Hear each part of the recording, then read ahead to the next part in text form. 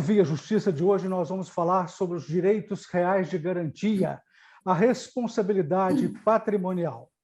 Nossos convidados, a juíza Juliana Mendes Pedrosa, da Terceira Vara Civil de Pouso Alegre, e o advogado Jason Albergaria Neto, professor da Faculdade Milton Campos, daqui de Belo Horizonte. Penhor, hipoteca, anticrese, alienação fiduciária. Afinal, o que são os direitos reais de garantia, doutora Juliana? Oi, cumprimento o Carlos, o doutor Jason e a todas as pessoas que nos assistem. Agradeço o convite a mais ao programa. Bom, direito real de garantia é o direito que o titular tem de receber o pagamento de uma dívida através de um bem específico. O devedor ou um terceiro garantidor destaca, reserva um bem de seu patrimônio, especialmente para garantir o pagamento. E se não for paga a dívida, o credor tem direito de buscar esse bem para poder se pagar. Doutor Jason, como é que foi a evolução desses direitos ao longo da história? Antes o devedor pagava com a morte, né? Exatamente. No direito romano, é engraçado porque existia o vínculo que se criava entre comprador e vendedor, ou credor e devedor, e se chamava obligácio. Posteriormente, com o passar do tempo, é que se veio a tratar da responsabilidade, que a responsabilidade da obligácio no direito romano era pessoal. Engraçado que a primeira lei escrita que se tem ideia, que é a lei das 12 tábuas, como exatamente eu leciono esse item, essa parte, é engraçado que na tábua 3, lá nos itens 4 e 9, tem expressões de que o devedor poderia ser levado ao magistrado, amarrado pelo pescoço e pelos pés, com candeias de peso, até 15 libras. E se ele não pagasse, não aparecesse ninguém para pagar essa dívida, ele se tornava escravo do credor, ou se tornava uma coisa, se virava uma coisa no sentido de transformar ali a sua personalidade. E além disso, essa questão histórica é engraçado de que se o credor quisesse, ou se existisse mais de um credor, ele poderia levar ao comitium, que seria uma feira, o nosso SEASA atual, o Mercado Central, que ele poderia ser levado a leilão e vendido ali como escravo para o pagamento da dívida. E chegava até ao cúmulo de que, se não vendido e se fosse muitos credores, o seu corpo poderia ser dividido em tantos pedaços fossem o número de credores. Ou seja, era a lei das 12 tábuas, que era exatamente essa do direito romano, trazia aqui uma questão bem radical no sentido das dívidas que existiam na época. Com o passar do tempo, isso foi humanizado, exatamente se protegeu ali a dignidade do ser humano, e a responsabilidade deixou de ser pessoal, no próprio corpo do devedor, e passou a ser patrimonial. E aí sim os bens passavam a responder pelas dívidas. E aí exatamente existem várias formas de garantir essas dívidas, feito foi exatamente dito pela doutora Juliana, né, na sua intervenção. Sobre isso, os direitos reais de garantia, eles têm um impacto muito grande na vida das pessoas, porque estão presentes no dia a dia em transações imobiliárias, operações bancárias, processos judiciais. Doutora Juliana, eu gostaria que a senhora explicasse as diferenças entre penhor, hipoteca e anticrese. Bom, antes de fazer essa distinção, seria importante fazer uma distinção de propriedade para posse, para as pessoas entenderem. Assim, de uma forma bem simples, sem muitos termos jurídicos, propriedade seria aquele documento que diz que o bem está no seu nome. E posse, nós poderíamos dizer que é o exercício da propriedade, é usar, gozar, fruir, alugar, enfim. Por vezes, a propriedade vem junto com a posse. Às vezes, a pessoa tem a propriedade, tem o bem no seu nome, mas não tem o exercício, a posse. Às vezes, a pessoa tem a posse, mas não tem o bem no seu nome. Bom, dito isso, o penhor é um direito real de garantia em que o devedor entrega a posse de um bem para o seu credor e ele guarda aquele bem como garantia e, uma vez paga essa dívida, esse bem retorna, a posse retorna. Então, o devedor fica com a propriedade, porém passa a posse para o credor para garantir. O exemplo típico, o mais comum, é aquele penhor de joia, de relógio, que leva aquele relógio, joia no banco ou na joalheria, deixa lá, e depois que paga a dívida, esse bem volta para a posse do devedor. Já a hipoteca, o devedor fica com a propriedade e com a posse. Porém, lá no registro, ele consta o destacamento.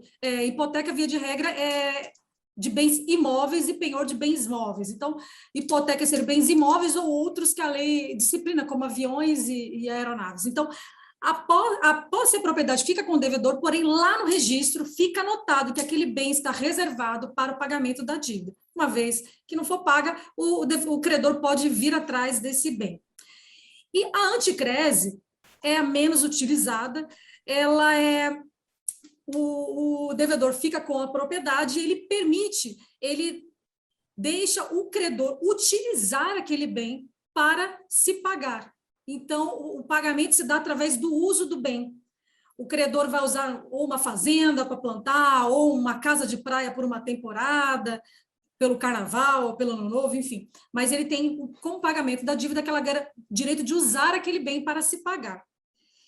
E eu não sei se vocês vão falar da propriedade fiduciária, que é a mais polêmica de todas. É a alienação fiduciária em garantia? Isso. A propriedade fiduciária, ela também é um direito real de garantia decorrente do contrato de alienação fiduciária. Mas, nesse caso, o devedor entrega a propriedade para o credor e fica com a posse. Neste caso, ele transfere a propriedade, não a posse. Então, o credor fica com uma propriedade fiduciária resolúvel, que se fala assim, e uma vez paga a dívida, implementada aquela condição, que é o pagamento da dívida, aquela propriedade volta para o patrimônio do devedor. Então, há uma distinção. Então, em algumas hipóteses, ele transfere a posse e fica com a propriedade, outras hipóteses, ele transfere a propriedade e fica com a posse, e outras hipóteses, ele fica com a propriedade e com a posse. Por exemplo, na compra de um carro, por exemplo, né?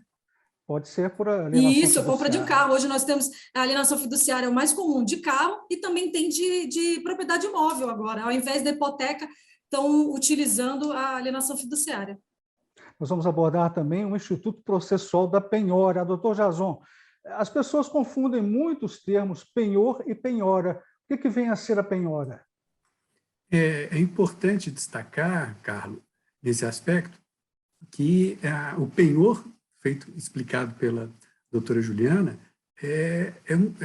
pertence ao direito material, ou seja, uma contratação que é feita, uma declaração de vontade que é feita entre comprador e vendedor, entre partes, em que se dá a garantia de um bem móvel para a dívida se ela não for paga. Então, e nada, vamos falar assim, se refere a respeito da penhora. A penhora já é um ato processual. Ele está exatamente ligado mais ao processo, no sentido de que o juiz determina que seja feita a apreensão de bens do devedor para o pagamento de uma dívida. Então, mesmo tendo nomes e a origem da palavra bem semelhantes, não se confundem o penhor como um contrato de direito civil e a penhora como um ato judicial praticado para apreender um bem do devedor para pagamento de uma dívida já estabelecida por um título executivo judicial ou decorrente de uma sentença que foi proferida, e aí esse bem que é penhorado servirá para pagamento, vai ser vendido, alienado, e servirá de pagamento para o credor. Doutora Juliana, quais bens podem ser penhorados, quais não podem? Olha, via de regra, podem ser penhorados quaisquer bens presentes e futuros daquele devedor, salvo as hipóteses previstas em lei. E a lei, ela afirma que não podem ser penhorados aqueles tidos como impenhoráveis. E tem um rol no Código de Processo Civil que fala desses bens, tais como salário, proventos de aposentadoria, o bem de família, que é aquele imóvel da residência, os instrumentos de trabalho. Enfim, tem uma série de rol, esses são tem uma série de bens, né, esses são os principais, mas, via de regra, todos os bens, tanto presentes como futuros, ele tem o direito a receber um bem. Então, presentes e futuros podem ser penhorados, salvo aqueles expressamente previstos em lei.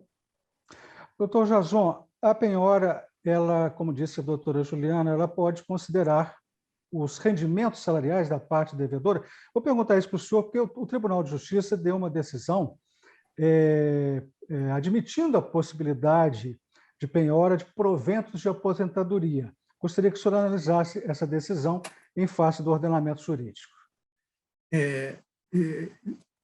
Da forma que foi bem explicado pela doutora Juliana, existe uma listagem no artigo 833 do Código de Processo que exclui exatamente a possibilidade de penhora de salário, vencimentos, proventos, soldos, e a aposentadoria entra também dentro desse item. Só que esse item tem assim, salvo se for pensão alimentícia, decorrente de alimentos. Então, existe ali essa exceção. Agora, o que tem acontecido nos tribunais, não só essa decisão do Tribunal de Justiça de Minas Gerais, mas também do Superior Tribunal de Justiça, existem mais decisões nesse sentido, de relativizar essa impenhorabilidade. Ou seja, desde que o valor que é recebido de pensão ou de salário seja muito alto, ou seja, no caso aí em tela, inclusive, tanto do caso do Tribunal de Justiça quanto do que o Superior tem julgado, são salários ou pensões que na faixa ali de 40 mil, 50 mil reais por mês. Ou seja, são valores que são suficientes para que a pessoa sobreviva. Por quê? O artigo 833, ele existe e limita a impenhorabilidade exatamente de diversos bens para proteger a dignidade do ser humano, para que ele possa, o devedor possa ali ter uma casa para viver, ter o seu salário como fonte para poder pagar os seus alimentos, o seu dia a dia. E faz essa proteção, exatamente que vem há muito tempo existindo essa proteção à dignidade da pessoa humana no sentido ali da vida do devedor.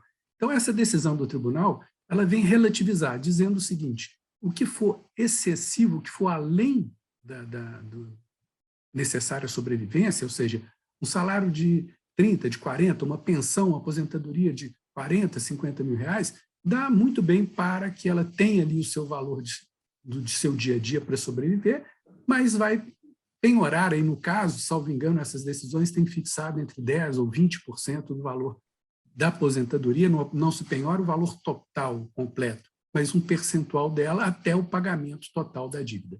Então, os tribunais têm interpretado, depois do Código de 2015, relativizar e dar ali uma possibilidade de penhorar o salário, os vencimentos, a aposentadoria. Mas isso é examinado caso a caso, verificada essa condição específica do devedor.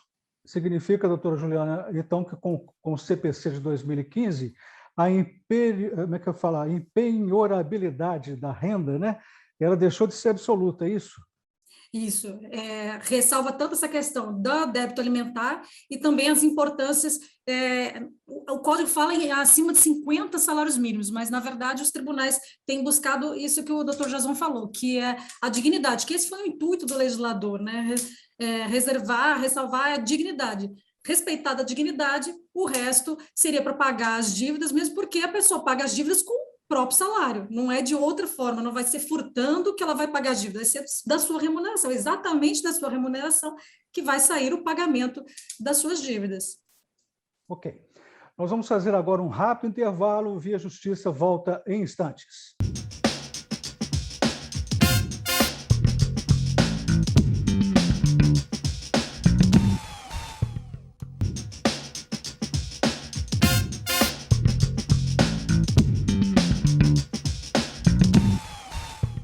Via Justiça, hoje falando sobre os direitos reais de garantia, a responsabilidade patrimonial, o Instituto da Penhora.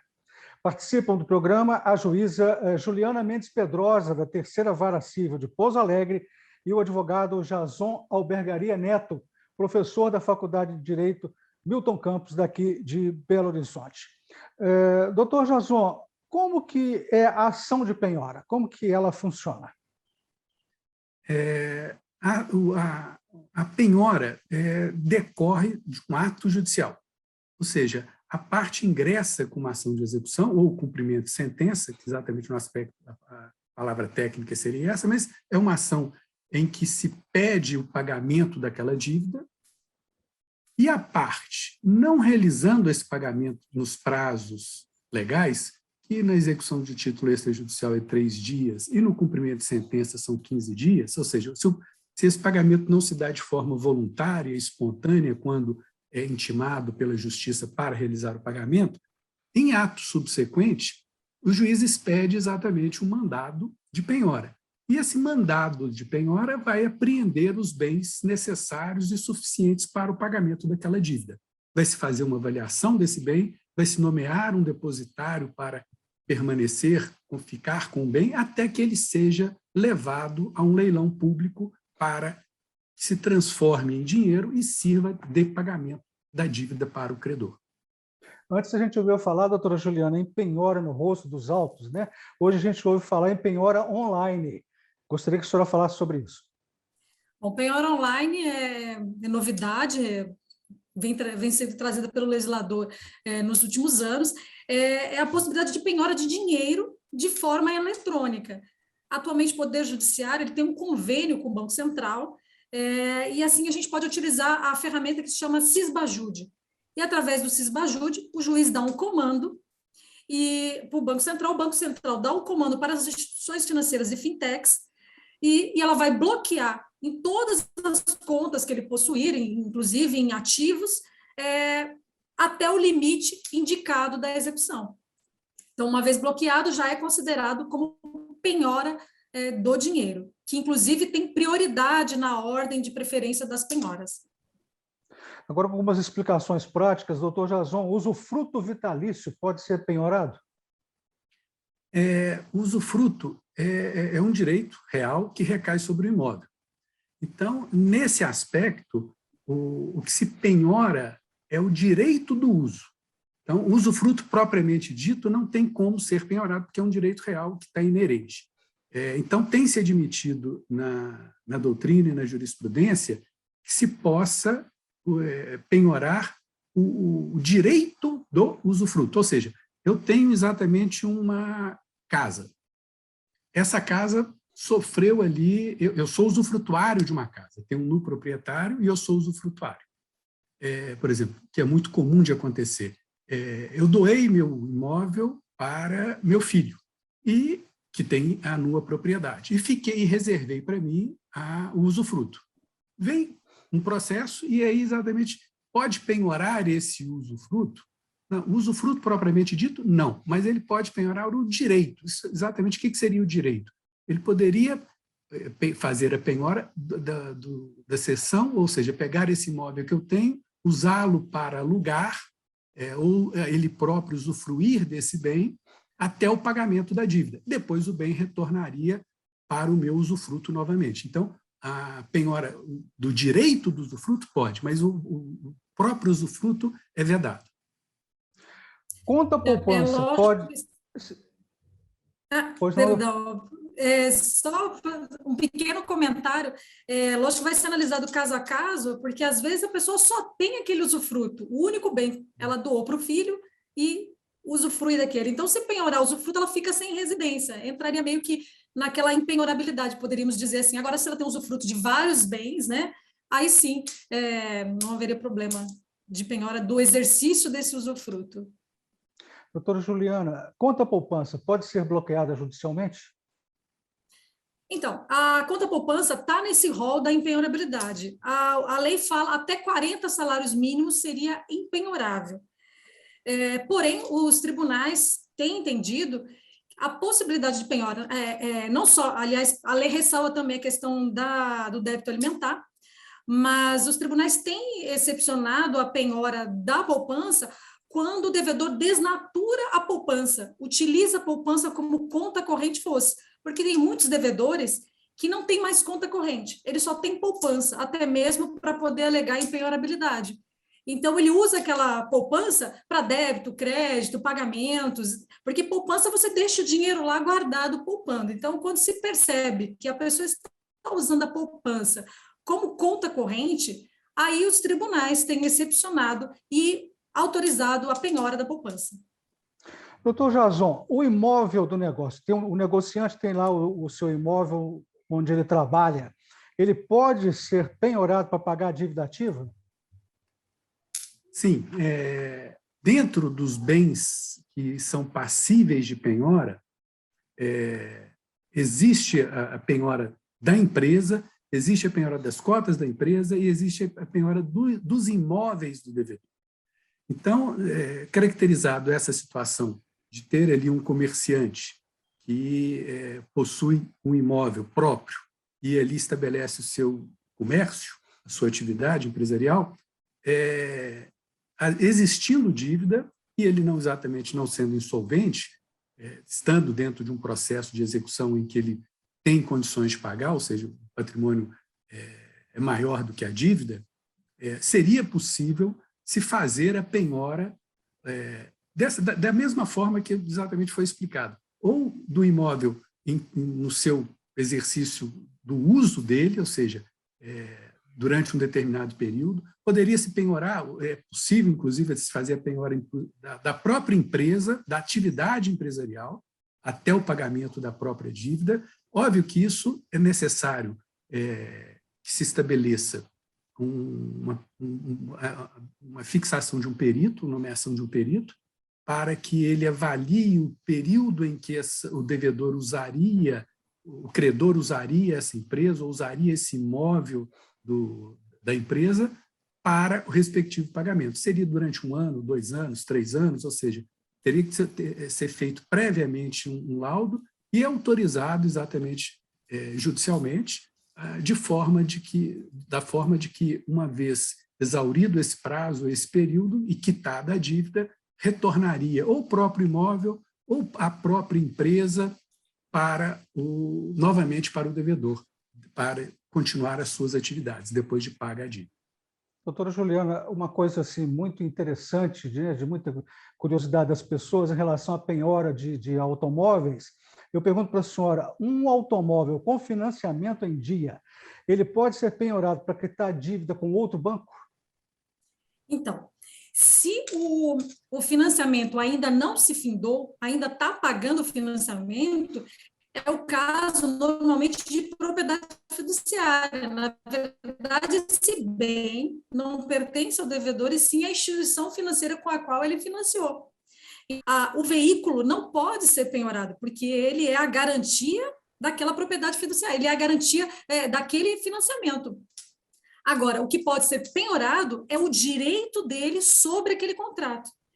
Ou seja, pode-se penhorar o direito dele. Uma vez quitado o financiamento, aí sim ele vai ter a propriedade de volta para si. E aí, então, o credor pode penhorar esse direito sobre o contrato. Então, a penhora sobre o veículo não é possível, mas a penhora sobre o direito que ele tem naquele contrato de alienação fiduciária pode ser penhorado. Doutor Jason, as pessoas perguntam também sobre previdência, né? BPC Loas pode ser penhorado, né, por execução de dívida, auxílio-doença pode ser penhorado? Essas verbas já são mais limitadas no sentido dessa possibilidade. Por quê? Elas servem normalmente por uma utilidade, uma destinação específica, que é exatamente, às vezes, a saúde e o tratamento que aquela pessoa está exercendo, está recebendo. Então, aí, nesse caso, os valores também desses pagamentos não são altos e que necessariamente afasta aí essas situações de possibilidade de penhora, em respeito exatamente à origem da verba e a destinação que ela é feita. Doutora Juliana, imóveis que já foram doados podem ser penhorados? Aí depende se houve fraude nessa doação, né? Se ele, quando doou aquele imóvel, ele já era insolvente, ou seja, ele já não tinha patrimônio suficiente para pagar as suas dívidas e doou aquele imóvel, mesmo assim, ficando totalmente sem patrimônio. Então, nesse caso, o credor pode pedir o reconhecimento dessa ocorrência de fraude para penhorar esse imóvel mesmo doado. Então, tudo vai depender se ele tinha patrimônio suficiente quando da doação. Doutor Jason, gostaria... Sim. Até acrescento essa questão da doutora Juliana colocou, se a doação aconteceu antes de proposta qualquer ação, seria o que a gente chama de fraude contra credores. E aí tem uma ação própria, que é a ação pauliana, para desfazer esse negócio. Agora, Se a doação aconteceu já depois de proposta a ação de execução ou a própria ação de conhecimento, uma ação de cobrança, essa doação é entendida como fraude à execução, fraude ao processo. E aí essa doação ela é completamente desconsiderada, é considerada ineficaz, ela não produz os efeitos pretendidos pela parte. E aí gera exatamente a possibilidade de realizar penhora sobre esse bem que foi doado, que tinha o intuito, feito a própria doutora Juliana colocou, de fraudar, de lesar, de não pagar a dívida. E aí vai depender exatamente se há a existência de uma ação de conhecimento ou de execução ou não, no momento em que foi feita a doação. Doutor Jason, no ano passado a imprensa noticiou muito, né, sobre o Fluminense. A Justiça penhorou 85% da premiação do clube na Copa do Brasil para pagar uma dívida com o ex-zagueiro, um processo de quase 3 milhões de reais. Como que o senhor vê esse processo, essa penhora de 85% do prêmio da premiação?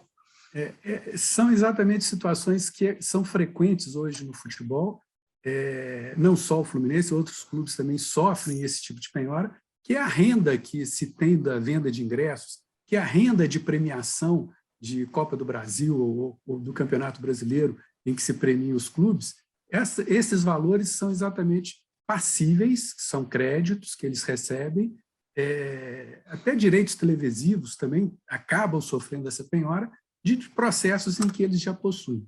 A lei nova em que se estabeleceu agora sobre essas questões das dívidas de clube de futebol tentou unificar isso numa vara só, num único juiz, para que isso possa acontecer de forma mais organizada e que o clube, às vezes, não sofra grandes baques ou sustos com essas penhoras no momento em que são feitas por várias justiças, Justiça do Trabalho, Justiça Federal de Tributo, Justiça Estadual de Credor Comum, ou seja, então, com essa unificação perante um único juiz, isso tende a facilitar e evitar esses sustos, mas é possível, é cabível a penhora realizada de créditos sobre renda auferida por clubes de futebol.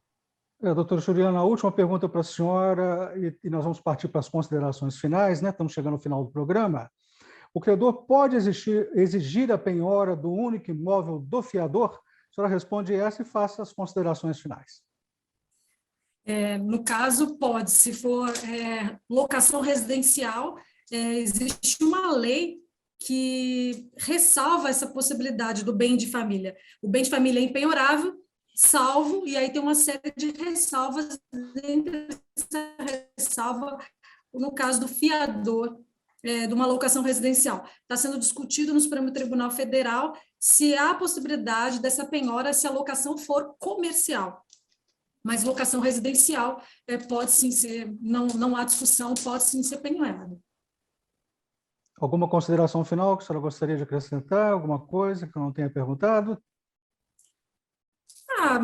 É isso, né? O direito processual está para proteger ambos, né? Proteger o credor do seu assegurando meio para ele receber o seu crédito, se ressarcir, mas também, de outro lado, tem um contraditório, ampla defesa dos direitos de quem tem um bem penhorado, para que ele possa alegar eventual excesso de penhora, alegar impenhorabilidade.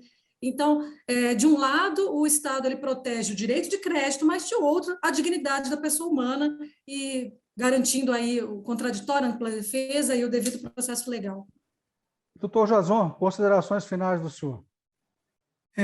Dentro exatamente dessa linha da doutora Juliana, a execução busca esse equilíbrio mesmo entre credor e devedor, de forma em que hoje se busca ou se quer a satisfação do crédito, no momento de ter ali aquele desequilíbrio que foi gerado no negócio, na compra e venda, pelo inadimplemento ou pelo ato ilícito que foi ali praticado, no aspecto processual, ele venha a restabelecer, no aspecto patrimonial, aquela equivalência de dinheiro, de valor, que houve ali entre credor e devedor, entre comprador e vendedor, ou entre as partes negociantes.